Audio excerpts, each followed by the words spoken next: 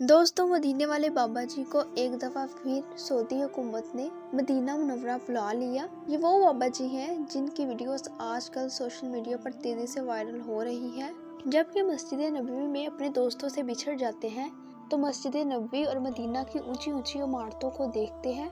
किसी ने इनको हज़रत खिज़र अलैहिस्सलाम कहा और किसी ने इसको सहाबा कराम से तशबीह दी। सऊदी हुकूमत ने फिर इन बुजुर्ग को मदीना मुनव्वरा में बुला लिया और कहा, इसने हमारे इस्लाफ की याद दिलाई है।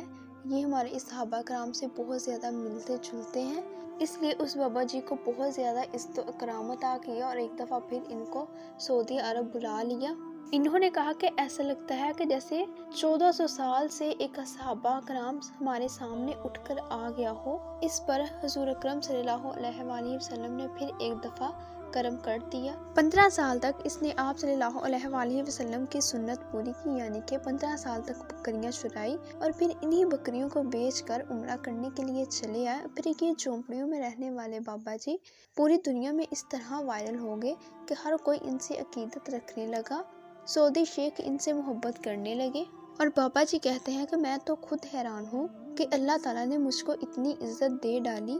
दोस्तों, बिल्कुल ऐसा ही होता है जब कोई शख्स अल्लाह ताला और आप सल्लल्लाहु अलैहि वसल्लम की राह पर खर्च करता है तो हुज़ूर अकरम सल्लल्लाहु अलैहि वसल्लम उनको ऐसी ही इज्जत से नवाजते हैं कि दुनिया देखती रह जाए। पिछले एक हफ्ते से इनकी वीडियोस पूरी दुनिया में वायरल हो चुकी है, वो चाहे इंडिया हो या दुनिया का कोई भी मुल्क हो, जहाँ भी मुसलमान रहते हैं, हर एक जगह पर ये बाबा जी वायरल हो चुके हैं और सब लोग इनसे अकीदत का इजहार करते हैं।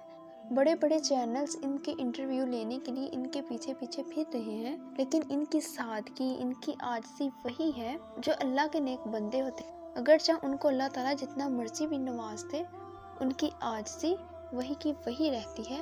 और इस वीडियो के बारे में आपका जो भी ख्याल हो कमेंट्स में ज़रूर बताइए और लाइक और शेयर भी ज़रूर कीजिए और हमारे चैनल को सब्सक्राइब कीजिए।